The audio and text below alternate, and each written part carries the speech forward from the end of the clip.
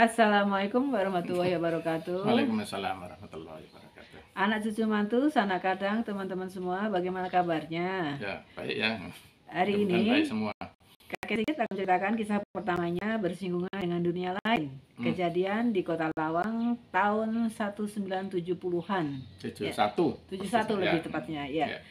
Bagaimana kisah selanjutnya terkait dengan persinggungan pertama kakek dengan dunia lain ini? Silahkan kita dengar sama-sama yuk. Bismillahirrahmanirrahim. Assalamualaikum warahmatullahi wabarakatuh. Waalaikumsalam. Sebenarnya bukan persinggungan pertama, tapi fenomena hantu, ya, tanda kutip hantu yang pertama. Pelajaran pertama. Enggak, kalau jin itu, saya kan dulu umur 2 tahun di luar pulau itu ada wabah yang di satu waktu saya lahir itu saya kena ya, ada wabah kolera, tapi setiap 2 tahun 3 tahun itu saya kumat. Itu kalau menurut kakak-kakak saya tuh saya itu dibilangnya ngomong sendiri, tapi saya merasanya saya itu ngobrol dengan orang tua yang datang menghibur saya gitu. Jadi kalau persinggungan dengan jin itu kan halusinasi saya, anak kecil kan pinginnya ada orang baik datang menjenguk gitu ya. Nah ini kalau ini hantu yang mengganggu gitu ya, tanda kutip hantu yang mengganggu itu, ini terjadi waktu saya SD kelas 6 ya, tahun 71. Nah itu kejadiannya itu di rumah di seberang saya, rumah. Jadi kami waktu itu tinggal di pinggir jalan raya. Rumah kami menghadap ke barat. Jadi seberang ada rumah yang harusnya menghadap ke timur, tapi ini bukan seberang persis, di sebelahnya lagi, sebelah kanannya. Jadi sebelah selatannya itu ada rumah yang dia itu menghadapnya bukan ke jalan raya. Kalau dia menghadap jalan raya, rumah itu kan harusnya menghadap ke timur ya, tapi rumah itu menghadapnya ke utara. Nah, belakang rumahnya ke selatan. Nah, di belakang rumah itu ada jalan kecil. Nah, rumah ini besar kira-kira lebarnya 25 meter, panjangnya ke bawah 70 meter. Di bawah itu sungai. Ada sungai, terus sawah, naik ke atas sawah. Nah, ini di belakang rumah itu ada beberapa rumah ya. Ada beberapa rumah dan ada pabrik juga di situ di belakang rumah itu. Kalau di belakangnya rumah itu ya setelah jalan ada rumah itu, rumah-rumah yang tidak sebesar rumah ini. Nah, rumah ini itu hanya dihuni waktu kejadian itu 2 orang suami istri yang mungkin 50-an tahunan, 50 tahun 60-an. Mereka sebelumnya punya ada anak ya, yang kemudian meninggal ya sebulan kurang lebih sebelumnya, sehingga mereka tinggal berdua situ. Tapi saya nggak tahu apakah mungkin ada punya anak lain yang ada di kota lain. Yang tahu seperti itu. Kejadian pertama itu saya ingat, saya malam Selasa, sama tanggal bulannya lupa. Malam Selasa itu rumah itu ada yang atapnya itu dari seng, agak beda ya. Kalau di Sumatera banyak rumah atapnya seng, tapi di situ atapnya seng itu di kampung kami sebenarnya jarang ya, tapi rumah itu pakai atap seng. Nah itu dia itu dilempari batu, atapnya kan suaranya keras kalau atapnya dilempari batu, kerikil-kerikil gitu. Nah dia marah karena dia pikir itu anak-anak kecil yang lewat situ. Nah saya juga sering ya lewat di belakang rumah itu, ke bawah itu mancing itu di sungai, yang ada sungai, terus jalan ke arah selatan atau utara itu sungainya agak panjang juga. Nah itu kadang-kadang kita mandi di situ. Air zaman dulu air sungai kan bersih ya. Kalau habis main bola badannya kotor ya nyemplung aja ke situ terus mandi gitu. Jadi di situ dia pikir itu anak-anak nakal yang lempar itu atapnya. Dia bentak-bentak, nah ini kelirunya ya. Jadi kelirunya itu si orang ini tidak mengira itu hantu. Terus dia tantang, marah. Kurang ajar kan ditantang itu, dan itu ya itu biasanya nanti kalau ditantang makin menjadi-jadi. Ternyata bukannya anak-anak yang dia pikir anak-anak, bukannya dia malah tambah makin membabi buta, melempar-lempar terus gitu. Dan malah bahkan tadinya di sebelah sini lempar lagi sebelah sana, rumahnya memanjang ke belakang gitu. Nah kemudian paginya dia lapor Pak RT. Nah, Pak RT kemudian Pak RT dia laporkan ada anak-anak kecil atau tanggung lah, anak remaja lemparin rumah saya tadi malam. Dan kemudian Pak RT-nya datang ke rumah itu nggak ada anak-anak, tapi nah ini nggak ada orangnya, tapi kenapa anak-anak kecilnya nggak ada, tapi ternyata masih ada lempar-lemparan batu itu. Jadi kemudian ya Pak RT-nya terus mafhum ya itu, wah ini bukan manusia, bukan anak-anak, tapi ini hantu kayaknya yang lemparin.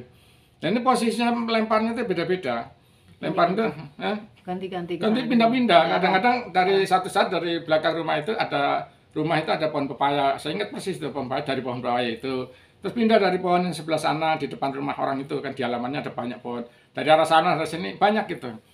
Itu apa namanya ya, waktu itu kemudian Pak RT tercita ke tetangga untuk ngatasi ini, tapi kemudian tersebar berita itu kejadian Selasa siang itu sudah tersebar ke seluruh kota, bahkan ke luar kota. Jadi rumah kami itu depan itu jalan raya yang waktu itu hanya cukup untuk apa, dua mobil, satu ke arah utara, satu ke arah selatan. Sampai bis saja berhenti. Udah sejak Selasa sore itu ada bis berhenti, supirnya berhenti sama penumpangnya ngelihat itu, kepo ngelihat, wah itu bener-bener nggak ada yang lewat kan, mereka pertama nggak percaya gitu loh, ini pasti anak ngumpet gitu. Dari pohon sana coba dilari sana, nggak ada orang gitu. Pindah lagi dari sana, nggak ada. Kalau pohon-pohon besar kan mungkin orangnya nggak kelihatan, makanya didatengin. Tapi kalau dari pohon pepaya kan jelas nggak ada, nggak kelihatan orangnya kan. Kalau ada orang pasti kelihatan, dari pohon pepaya jelas ini bukan orang. Jadi waktu itu jadi tontonan ya. Kalau kita udah YouTuber mungkin kita bisa bikin videonya bisa viral.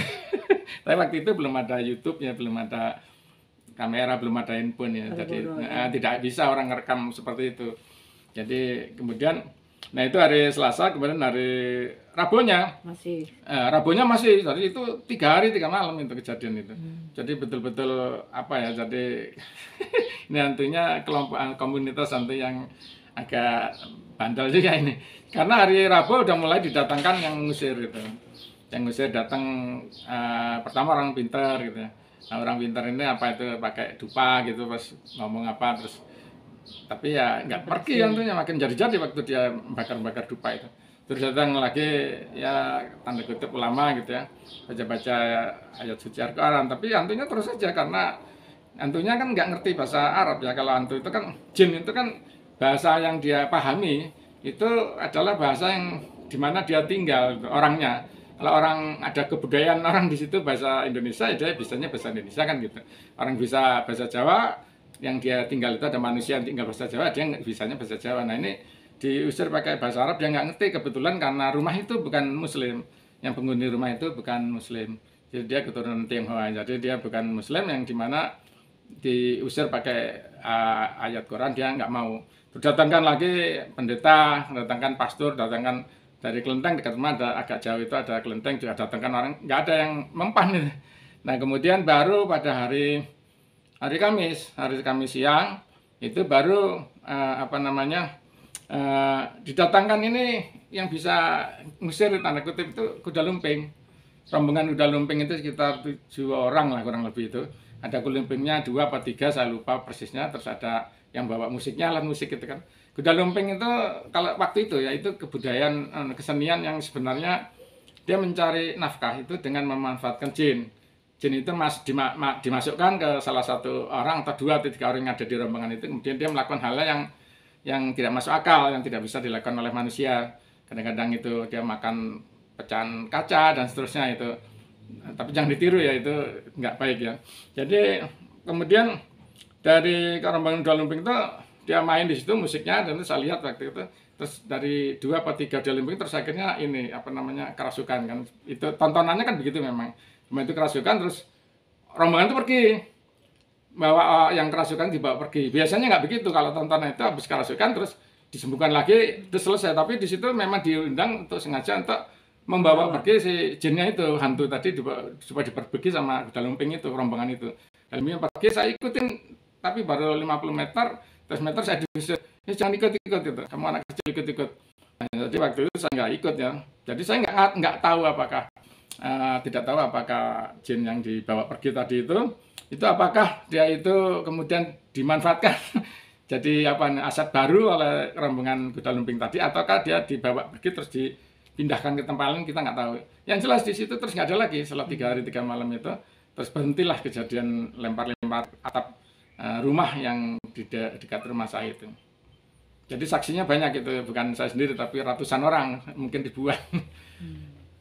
Itu saja. Ya. Jadi singkat kata bahwa apa kejadian hantu lempar-lempar genting di suatu rumah itu bisa hilang ya, bisa hilang setelah mengundang kuda lumping kan didatangkan kelompok kuda lumping dan ya bisa jadi mereka kemudian berbaur ya Ya, itu nggak tahu bergaul saya. atau Mungkin masuk jadi pegawai baru. atau ya Jadi ya dari kelompok itu. ya menjadi bagian dari kelompok kuda lumping tersebut. Iya. Ya. Cukup ini juga ya, efektif juga ternyata ya, peran dari kuda lumping pada masa itu ya. Saya nggak ngerti ya tadi. Tapi kalau sekarang mungkin udah nggak ada lagi ya. Nggak tahu ya. Gitu, ya. Waktu itu bisa dipakai memang. Ya. Ya, menarik juga kita horor kakek kali ini ya. Mudah-mudahan kita bisa mengambil hikmah ya, hikmah dari cerita tersebut. Tidak berarti Nakutin ya, jangan takut ya.